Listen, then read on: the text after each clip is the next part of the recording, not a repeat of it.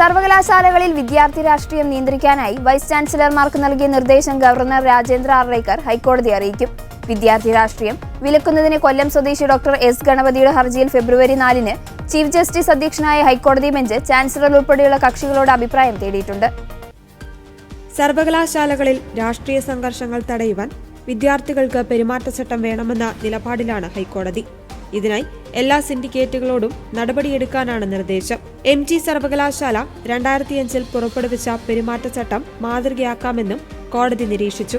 ഇതെല്ലാ സർവകലാശാലകൾക്കും ബാധകമാക്കാമെന്ന് വ്യാഴാഴ്ച കൊച്ചിയിൽ VC-മാരുടെ യോഗത്തിൽ നിർദ്ദേശം നൽകിയിട്ടുണ്ടെന്നാവും കോടതിയെ ഗവർണർ അറിയിക്കുക. കേസ് 4-ന് വീണ്ടും പരിഗണിക്കും.